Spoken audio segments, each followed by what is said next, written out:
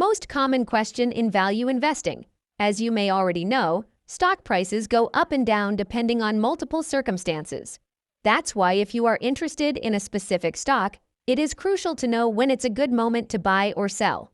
For that reason, I am breaking down today a key indicator to know if a stock can be overvalued or if it is cheap. This is the price-to-earnings ratio, or in a shorter way, PE ratio.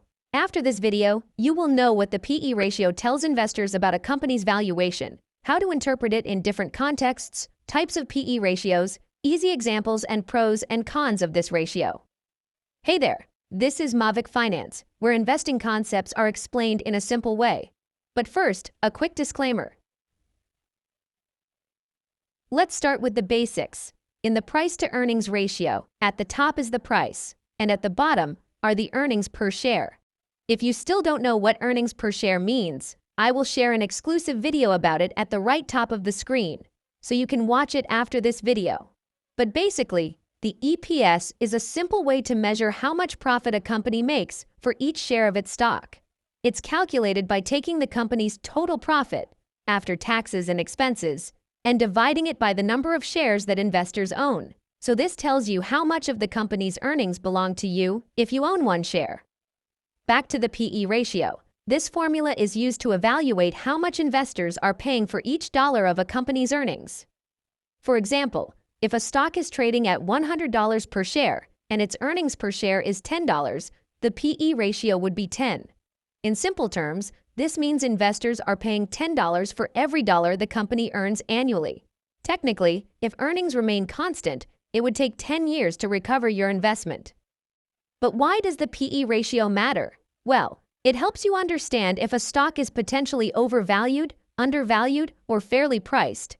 Think of it as a way to measure the market's expectations for a company.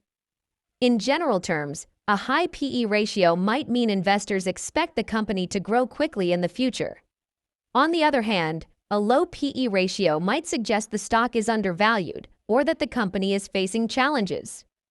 PE ratios can vary significantly depending on the industry, reflecting the differences in growth potential, risk, and business models across sectors. Here's a breakdown. High PE ratios are usually growth industries. Industries like technology, biotechnology, or e-commerce often have higher PE ratios. This is because investors expect these companies to grow quickly in the future, so they are willing to pay more for every dollar of current earnings. For example, a tech startup with innovative products might have a PE of 50 or higher, as investors anticipate significant profit growth. Low PE ratios, mature or cyclical industries.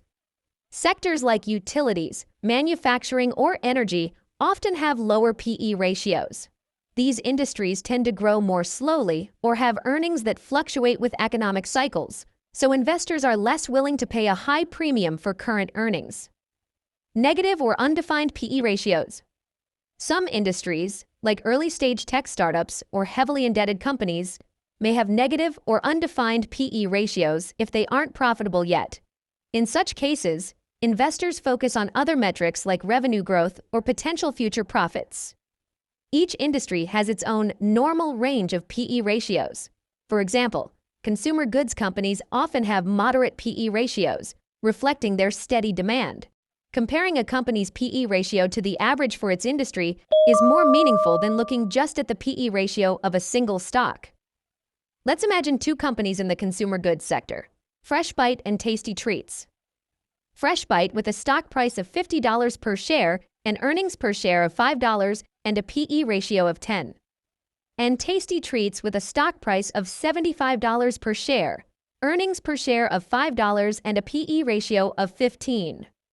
Both companies are profitable and operate in the same industry, selling similar types of products. However, Tasty Treats has a higher PE ratio because investors expect it to grow faster in the future. Perhaps it has a new product line or a more innovative marketing strategy that gives it an edge.